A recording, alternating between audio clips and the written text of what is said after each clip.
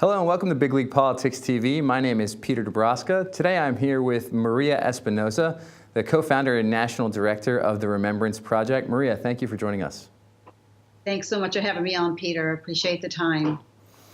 So another sad story this week. Molly Tibbetts, college student from Iowa, found dead, murdered by an illegal immigrant. What do you make of the situation, Maria? It's the same old story again and again, Peter. You know, our laws are not enforced, our borders are not secured, and politicians do not have the best interests of Americans' safety in mind. And there will be many, many more Molly Tibbetts to come if these items are not done. And, you know, with Molly's murder, you know, our angel families that we work with the Remembrance Project, you know, they're feeling her family's pain all over again. It's sort of a PTSD that they go through when yet another innocent American is killed, and all 100% preventable. They understand that. They can't get their heads wrapped around the concept of why these politicians are not keeping our families safe.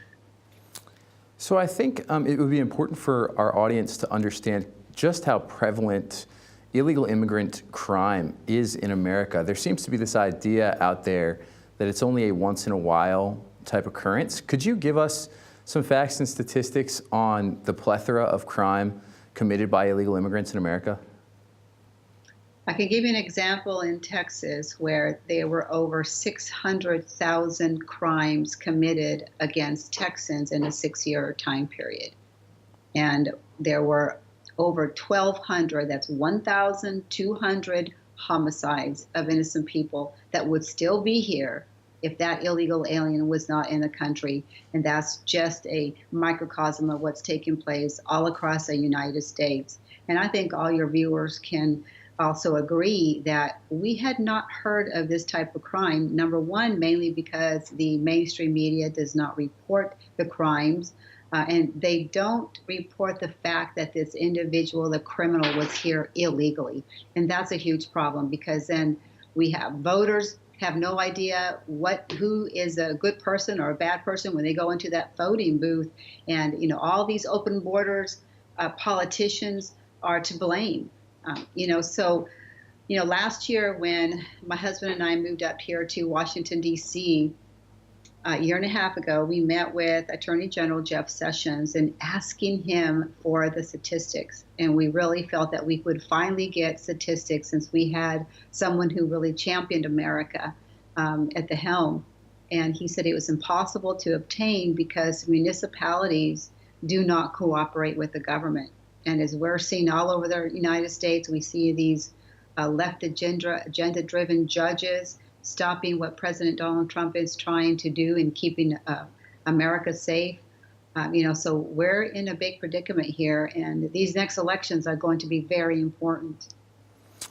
What do you make of the politicians in Washington, D.C., particularly the Republican establishment politicians who campaign on closed borders and safety for Americans and then simply do not deliver, even when we own, as Republicans, the House and the Senate and the presidency? Correct. Remember several years back, they said, give us a House. We can't get anything done. We gave them the House. They give us a Senate. We can't get anything done. Let's give them the Senate. Give us the presidency. And guess what? President Donald Trump was elected president. And here, what's their excuse now? They have no excuse. And I'm glad to see that Speaker Paul Ryan is no longer the speaker. However, I can't say who we can support. Maybe we could here, but we do need a good conservative, similar to Jim Jordan, who will place Americans first. But it's very important that people understand what we're up against. We're up against entire left-stream media, the entire Democrat Party, most of the Republicans. So we really have to hold our feet to the fire and call them out when they don't follow through their promises. Then we have an element that people don't quite think about, which is foreign governments like Honduras and Mexico meddling in our governmental affairs, which is reason for their consulates to be removed from our country. But we won't get off too far in the weeds there.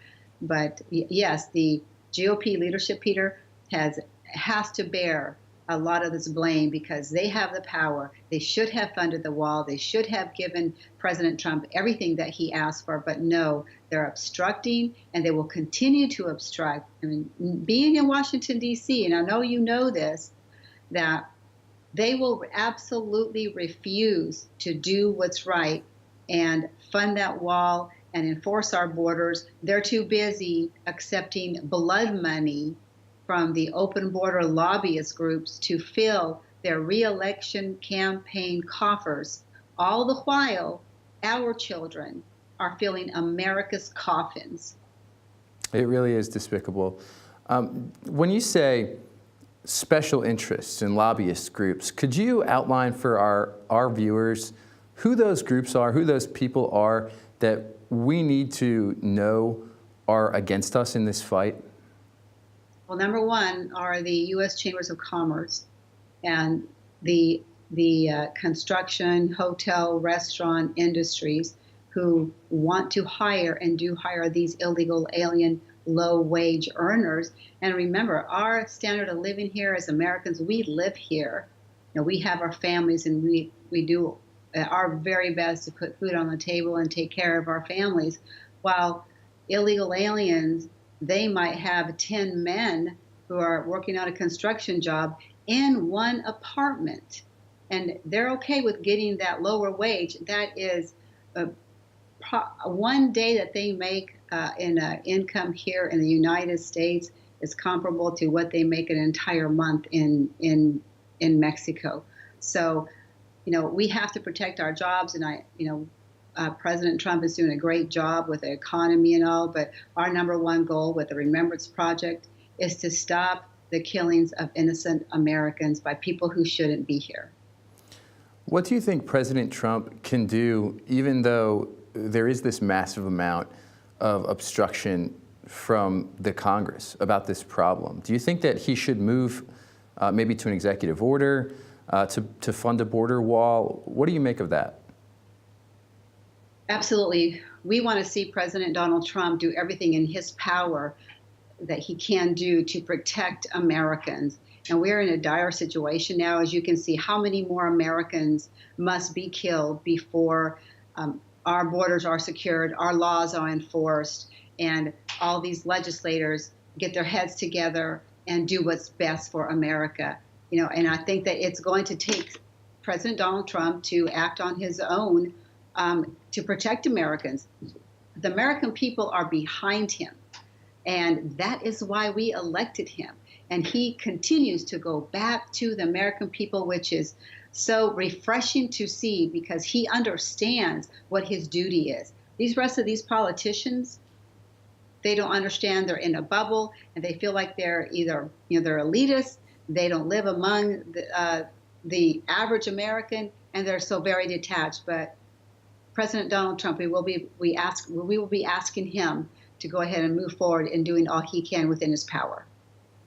That's great. So GOP obstructionists are one thing, but then obviously we have the entirety of the mainstream left who is against securing our borders as well. There have been some, in my opinion, ridiculous reactions from the left to the murder of Molly Tibbetts, particularly yesterday, Elizabeth Warren, who basically ignored the question of a CNN host and went on to describe the poor conditions of illegal detainees at the border. There was, I know, an MSNBC guest who referred to Molly Tibbetts as a girl from Iowa who Fox News is talking about. What do you make of these reactions from mainstream leftist politicians and from the mainstream media? It saddens me, Peter. And it's devastating to the families who have, to not only Molly Tibbetts' family, but to the families whose loved ones were viciously murdered, killed, and are no longer with their families. They visit them at the gravesite. It's just a very sad situation that you can't describe, in how the left, and like you said, Elizabeth Warren, how she can have such a cold heart to have no regard for this young American girl. And that shows you what we're up against when the entire Democrat Party think that's okay. No one's standing up to tell her it is wrong to just ignore and make small of this terrible tragedy. It's more of the same for the Democrat Party, and that's what we will be getting if we, as good Americans, don't get together and elect the right people who will have the safety of our families first and foremost. And we're talking about the basic fundamental duties of our government. And when the Democrat Party is talking about abolishing ICE, the interior enforcement for immigration, there is something very wrong. And once we start fundamentally undermining the basis for any law to be enforced, America will soon cease to exist. I believe you're right about that. What is a nation if it doesn't have borders? It will cease to exist. That's correct. So I want to get your take on this idea that stopping illegal immigration is somehow racist, which is a big talking point for the left. What do you think about that? I do think statistics show that so-called minority groups are the ones who are most in favor of reducing illegal immigration. Is that true? Well, I know that in my family, and we are all conservative. My father was born in Mexico, came here the right way. They were big supporters of a Democrat, John F. Kennedy as president. But since then, that Democrat Party has left the Latinos I know. And here we are. In fact, the Republican Party is not the party that is doing, I think, all it can do for our families.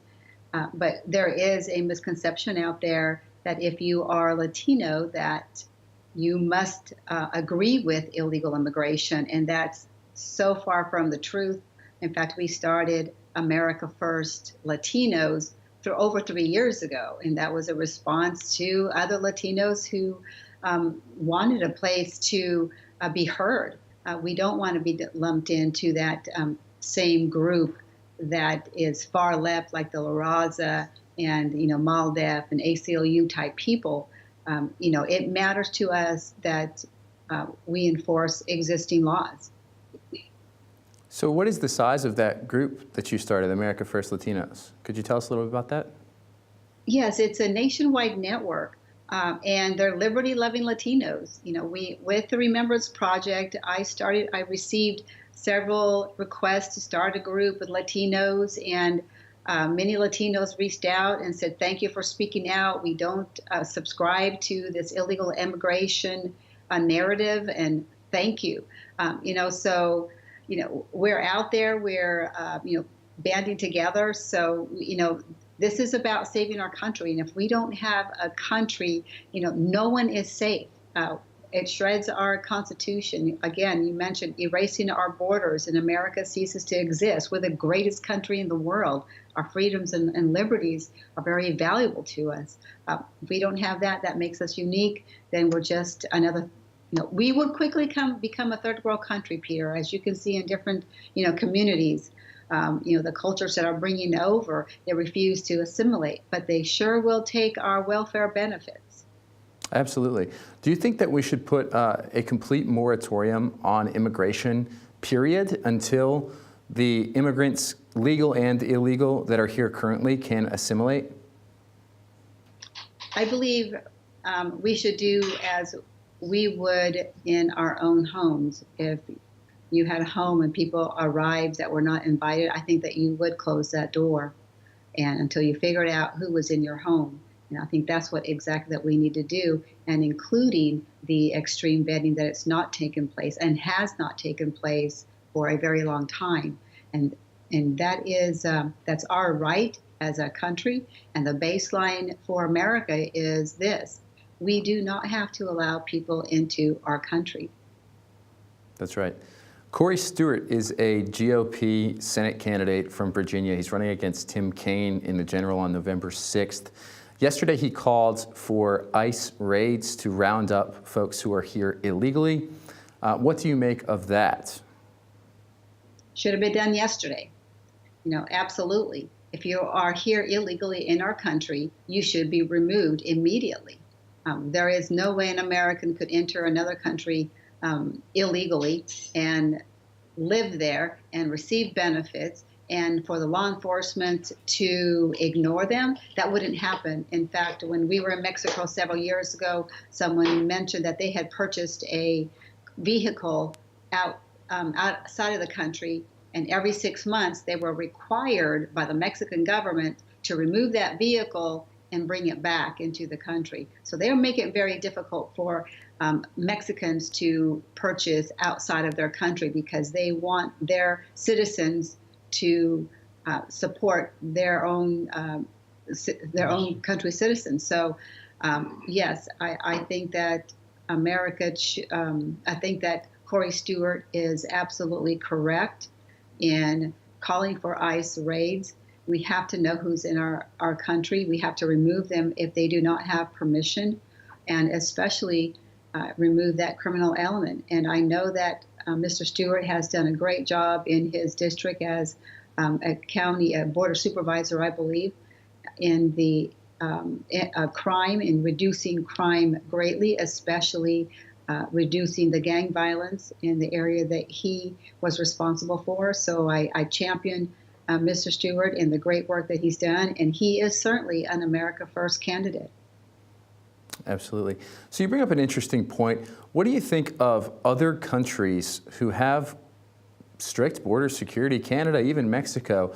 What do you think they make of the situation in America when they look at us and see us allowing just anybody to cross over our border?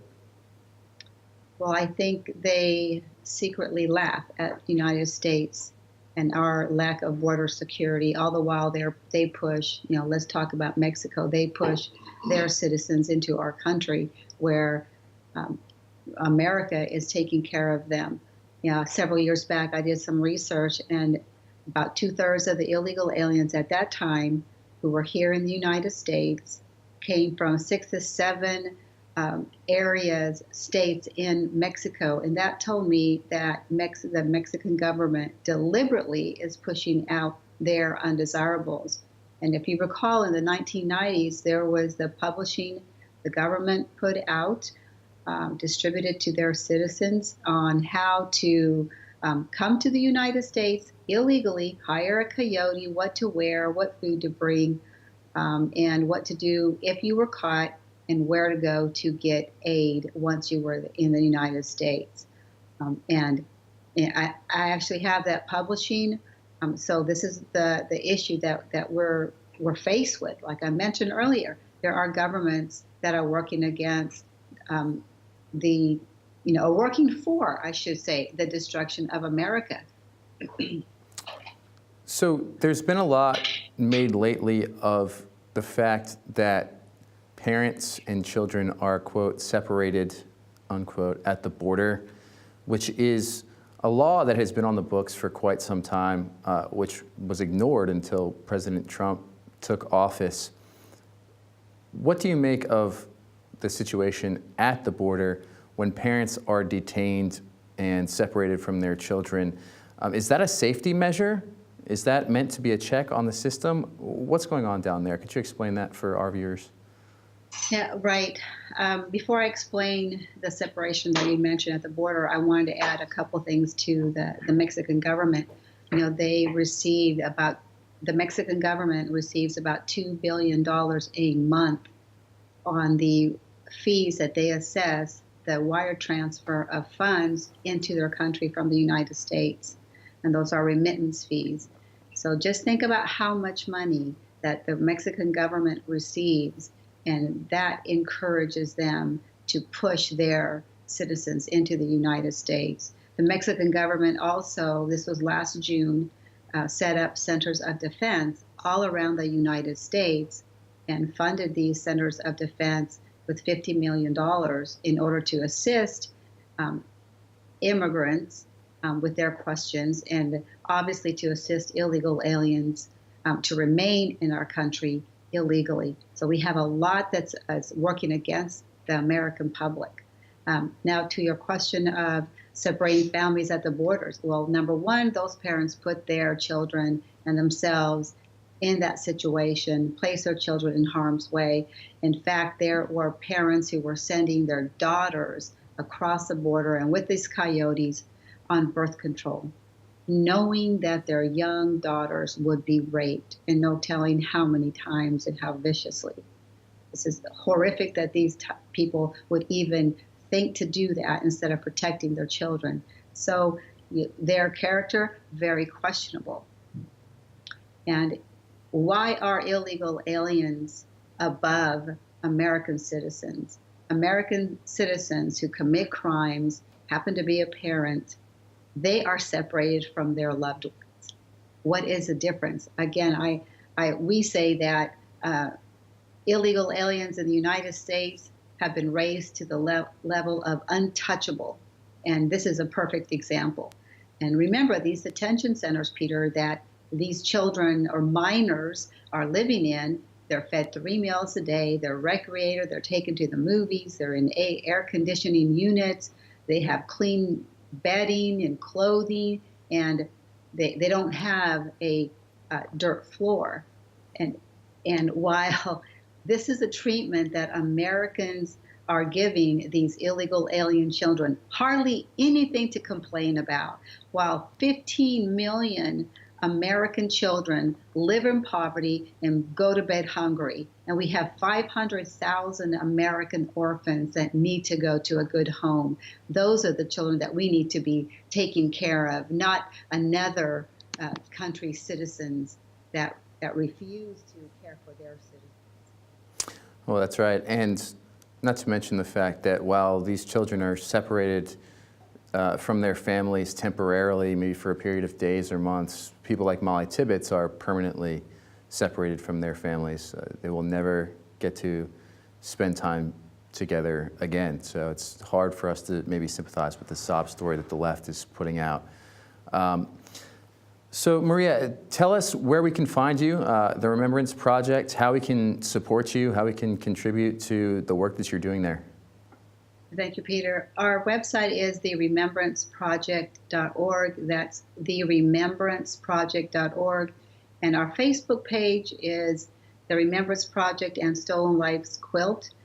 Our Twitter is at Stolen Lives QLT, which stands for Stolen Lives Quilt. And we have a memorial panel that we created, as we do for many of the victims.